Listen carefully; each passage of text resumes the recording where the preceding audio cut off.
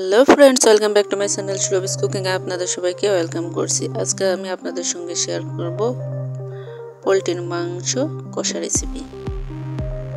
প্রথমে আমি একটা কড়াইয়ে তেল অ্যাড করে দিলাম পরিমাণ মতো। এবার এখানে ফোড়ন অ্যাড করে দিলাম 2টা এলাচ, 3টা দারচিনি আর 2টা লবঙ্গ। এটা হালকা ভেজে আমি আদা রসুন বাটা আর পেঁয়াজ বাটা অ্যাড করে দিলাম।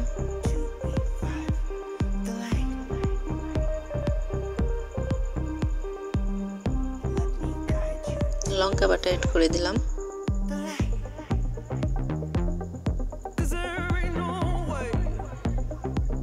আর এখানে গরম মশলা, এলাচ আর জিরা বাটা অ্যাড করে দিলাম। আজকে আমি সব বাটা মশলা দিয়ে রান্নাটা করব।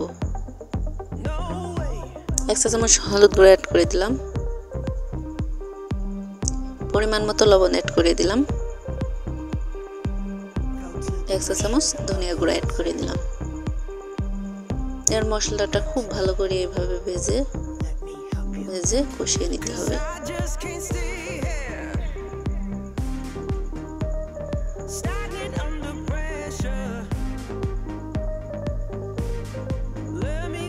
মশলাগুলো আমার ভাজা হয়ে গেছে। এবার আমি হালকা পানি অ্যাড করে খুব ভালো করে মশলাগুলো কষিয়ে নিব, যেন কোনো কাঁচা গন্ধ না থাকে।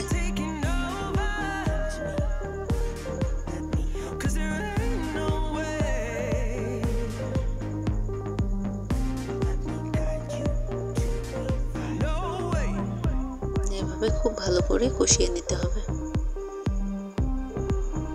আর কষানো হয়ে গেছে। এবার আমি মাংসগুলো অ্যাড করে দিলাম। এবার এভাবে খুব ভালো করে ভাজতে হবে। আপনারা এভাবে একবার ট্রাই করে দেখবেন। যারা এই মাংসটা খান না তারাও খাবেন, অসম্ভব মজা হয় খেতে এটা।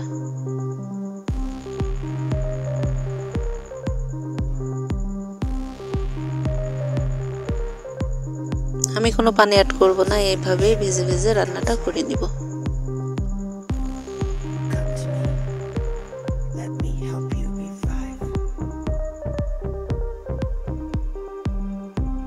আর ভিডিওটা যে যেখান থেকে দেখছেন, যদি ভালো লেগে থাকে অবশ্যই লাইক কমেন্ট শেয়ার করে দেবেন এবং সাবস্ক্রাইব করবেন।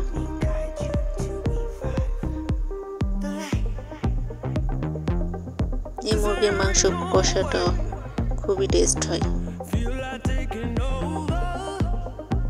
আমি 1 চা চামচ ভাজা জিরার গুঁড়ো অ্যাড করে দিলাম, দিয়ে আর একটু ভেজে নেব।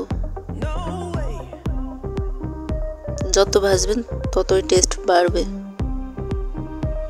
আর ভাজাটা হয়ে গেছে। এবার আমি নামিয়ে দেখাচ্ছি পরিবেশন করে।